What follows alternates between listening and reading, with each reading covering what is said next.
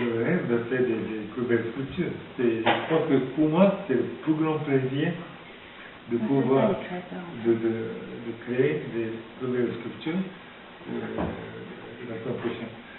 Et ce que je fais en ce moment, j'essaie de faire mieux que je peux, mais c'est sûr que ce que je vais faire la semaine prochaine, c'est mieux que ce que je fais aujourd'hui.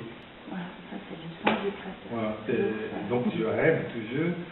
J'arrivais pas à dormir cette nuit, par exemple, parce que je vais finir 3 sculptures, 4 sculptures que je suis en train de faire cette semaine. Et superbe, et je finis, je suis content de pouvoir recommencer un autre de pièce. Parce que, en fait, toutes les formes de l'art plus ou moins étaient dites, plus ou moins.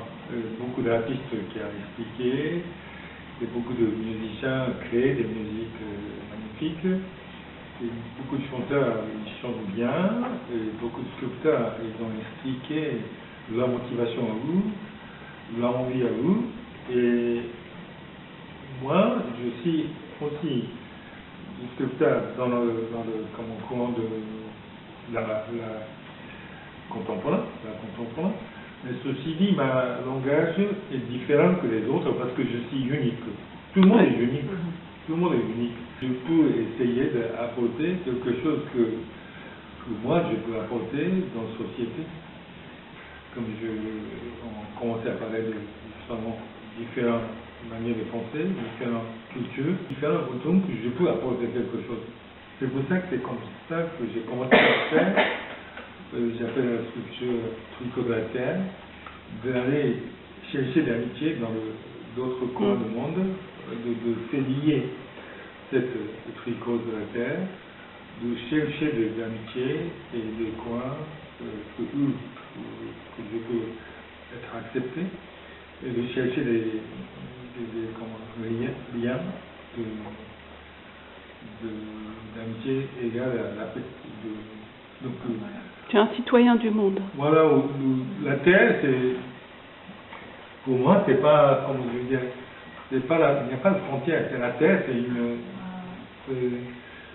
c'est entier. Et terre elle-même devrait être, on est des frères et sœurs, tous. Et ce que je dis toujours, quand on va dans un pays, dans une ville, on sent le odeur. Odeur, par exemple, on n'explique pas. Odeur, on le sent. Et la sculpture, c'est exactement pareil. Pour moi, c'est pareil. Et c'est difficile de faire, de faire sentir, par exemple, le contact touché de la sculpture si on ne touche pas à la sculpture. Et l'échelle de sculpture, c'est on peut toucher, on peut tourner autour, on peut sentir différemment que la peinture et le dessin. Je pense que c'est pour ça que je suis attiré plus sur la sculpture que d'autres choses. Enfin, moi, je dessine toujours, bien sûr, mais c'est une manière, un moyen d'arriver à faire des sculptures. J'adore donc travailler un côté intellectuel, un côté physique. Je pense que j'ai besoin de ce côté les deux, d'associer les deux. Je ne veux pas seulement faire que des travaux physiques, ni seulement intellectuels.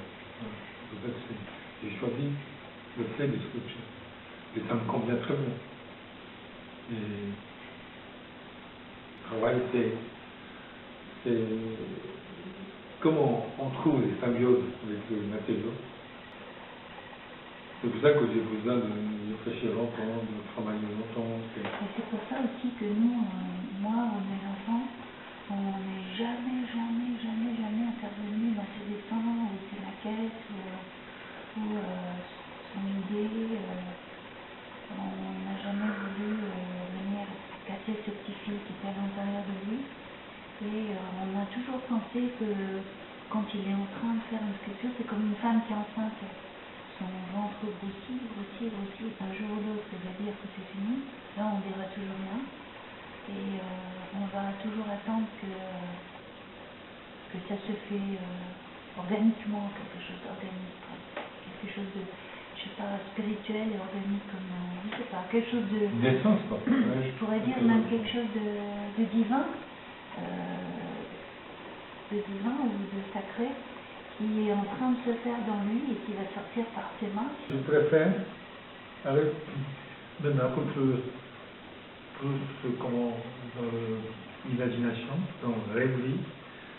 Rêve, pour moi, c'était quelque chose de beaucoup plus important que de réalité. Rêve, ça renvoie d'avenir.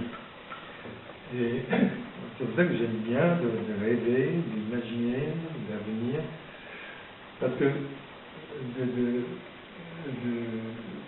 penser à l'avenir qui donne de force de vivre, force de résister, force de se,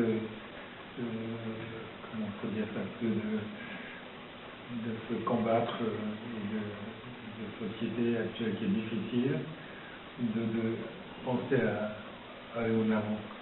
Et donc je pense toujours demain, non pas avant-hier, il y a une semaine.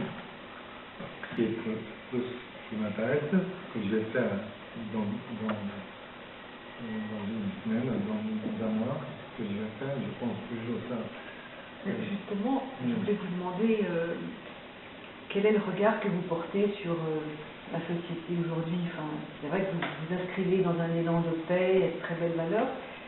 Néanmoins, évidemment, il se passe des choses graves. Je voulais vous entendre là-dessus.